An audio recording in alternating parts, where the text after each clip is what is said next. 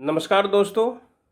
देखिए, एक मन में सवाल था कि जब अंग्रेज सर्वप्रथम हमारे भारत देश में आए तो उन्होंने व्यापार करने की परमिशन मांगी और बोला, हम आपके कपास को महंगे भाव में खरीदेंगे और अच्छे अच्छे सुंदर कपड़े बना के आपको सस्ते में देंगे।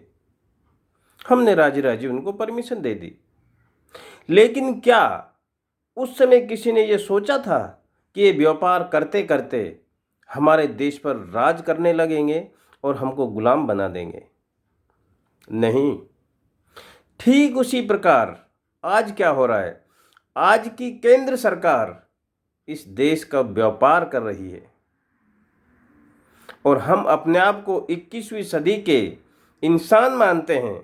इतनी सी छोटी सी बात हमारे दिमाग में नहीं बैठ रही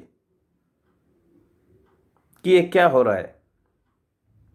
और ये प्लानिंग आज की एक दो दिन की नहीं है। करीब 15-20 साल पहले ये पटकथा बन गई थी कि कैसे इस देश पे राज किया जाए, उसको अपना बनाया जाए। देखिए, जैसे ही ये केंद्र सरकार 2014 में आई, सबसे पहले इन्होंने क्या किया? हमारे देश की एक सबसे धनाढ्य संस्था है, हमारे देश की नहीं पूरे संसार से सबसे बड़ी बीसीसीआई क्रिकेट बोर्ड, उस पर अपने आदमी को बिठा दिया, जय शाह को। उसके बाद फिर नोटबंदी, जीएसटी, जनधन खाते आपके सामने हुए। आप विवेक से सोचो, इन कामों से किसको फायदा मिला? आम जनता को या इन लुटेरों को? देश का सौदा बराबर हो रहा है और हम कुंभकर्ण की नींद सो रहे हैं। फिर लगे ये संस्थानों को बेचने। किसको बेच रहे हैं? जो अपने लोन नहीं भर पा रहे हैं, डिफाल्टर हैं, उनको बेच रहे हैं। उनका तो नाम हो रहा है साहब, ये घूम फिर के इन्हीं के नाम हो रहे हैं। एक एक राज्य में दो दो तीन तीन सीएम क्यों बदले जा रहे हैं? अपने आदमियों को करोड़पति खरबपति बनाने के लिए, अपने आदमियों को फायदा करने के लिए। एक मंत्री पद में तीन तीन चार चार चेंज कर रहे हैं, केवल अपने आदमियों को फायदा पहुंचाने के लिए। देश के साथ बहुत बड़ा सौदा हो रहा है। और एक एग्जाम्पल राफेल वाला तो आपने सुना होगा, जो 600 करोड़ में आ रहा था वो 1600 करोड़ में आया। बात उठी तो दलील क्या देने लगे, ये तो कांग्रेस वालों की थी। ठीक है, लेकिन रेट क्यों बढ़ा? वो तो खाली चेचिस ला रही थी, हमने इसमें इंजन लगवाए, पंखे लगवाए, मिसाइल्स लगवाई। एक मंदबुद्धि आदमी है ना, वो भी ये सोच लेगा कि कुछ गड़बड़ है। हमारी सरकारी एक संस्था है जिसको कॉन्ट्रैक्ट देना चाहिए एरोनॉटिकल वाले को, उसके थ्रू आना चाहिए, लेकिन उसके थ्रू ये पैसा नहीं खा सकते थे। अपने आदमी को कॉन्ट्रैक्ट दिया, जिससे प्रति राफेल 1000 करोड़ का प्रॉफिट लिया, अपनी जेब में डाला। ये हो रहा है देश के साथ। और हमको जाति और धर्म की ऐसी गोली दे दी है कि हम उस नशे से बाहर ही नहीं निकल पा रहे। दोस्तों, जाति और ये धर्म ये कुछ नहीं होता है। हिंदू मुस्लिम ये धर्म नहीं होते, ये तो संगठन समुदायों के नाम हैं। हम इसमें पढ़ के देश को बर्बाद कर रहे हैं। धर्म क्या है? चोरी नहीं करना, झूठ नहीं बोलना, सड़क के बाएं ओर चलना, इनका नाम धर्म है। हिंदू धर्म नहीं है। इवन हिंदू धर्म तो रामायण, गीता, महाभारत, पुराणों में भी हिंदू शब्द ही नहीं मिलेगा। लेकिन हमको बरगलाया जा रहा है, लूटा जा रहा है और हम इस नशे से बाहर ही नहीं आ रहे हैं। देखिए, दूसरी एक बात, रोटियां गूगल से डाउनलोड नहीं होंगी। आज किसान रोडों पर पड़ा है। जो किसान है वही देश होता है। जो किसान का भला नहीं सोच सकता वो देश का भला कैसे सोच सकता है? कॉमन सेंस की बात है। इसी से आप लगा सकते हो कि सरकार सही है या गलत है। 600 से ज़्यादा किसान शहीद हो गए। उसके बावजूद उनके साथ तानाशाही हो रही है और हम ये दृश्य देख रहे हैं। कितनी अजीब बात है, हिंदू मुस्लिम सिख ईसाई सभी जाति धर्मों के लोग मिलकर के इस देश को बचाने की कोशिश कर रहे हैं, लगे हुए हैं। और हम जो बुद्धिजीवी है ना, हमारे अभी समझ ही नहीं आ रहा है कि देश में क्या हो रहा है। हम अभी सरकार के पक्ष में ही बोले जा रहे हैं।